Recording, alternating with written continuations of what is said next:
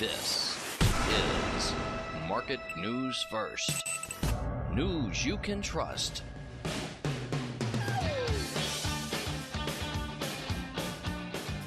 Saul Albom, Market News First. Thank you so much for joining us. And we have the editor of Tedbits with us, the owner of Traderview Brokerage Services up in Chicago. And Ty, are you on the line with us? I am, Saul. Okay, now, first, maybe before, or you know what, two things. We just got a request in the chat room if you would if you would use your crystal ball, and your crystal ball might be better than my crystal ball. Where do you see the Dow and the S&P closing up at December 31st at the end of this year? We had that question from the chat room. Well, that's a tough one, Saul, because I was very mega bearish into the end of October.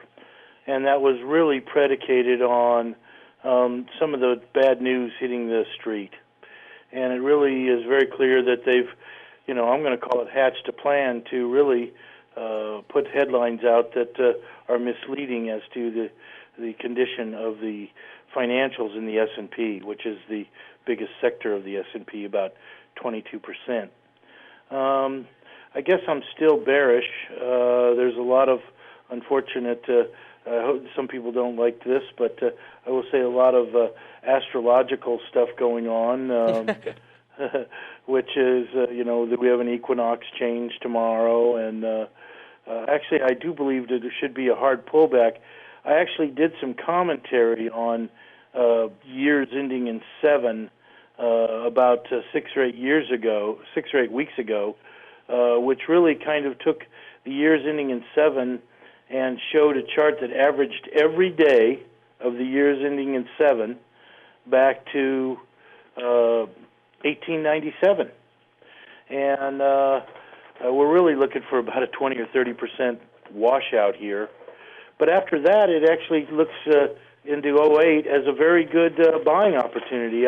Long term, I am not negative on the stock market, but short term, I still believe that we've got some issues that have to be dealt with. Okay, so maybe. And of course, how can you be bearish on a stock market when it's priced in dollars that are constantly being printed?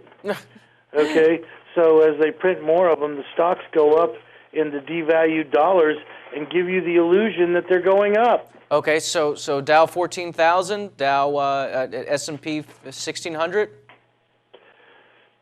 I would. It's hard for me to put a number on that, but I do believe we've got some difficulty through the end of October and early November. But that actually, after that time, it becomes a good buying opportunity. We're in what's called a crack-up boom, Saul, and a crack-up boom is by Ludwig von Mises.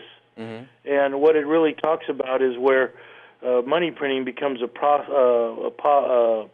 policy of government. And so increasingly, as it dawns on the public that inflation is part of their game plan, the money starts coming more and more off the sidelines to get into things that can't be printed by the government. And stocks is one of those things as units of production.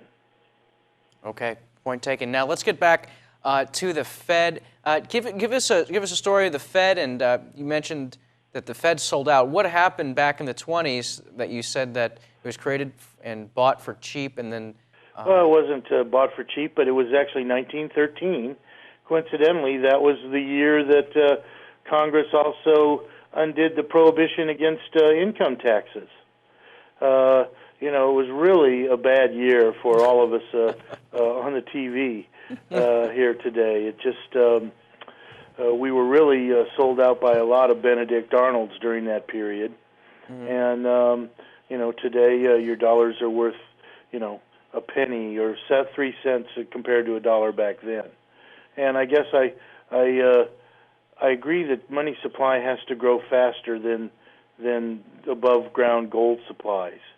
But now we're in a global monetary experiment that every time in history it's kind of ended in tears. Okay, all right. Now, but you got to play it, Saul. You got to turn it into an opportunity. Okay, and where are you?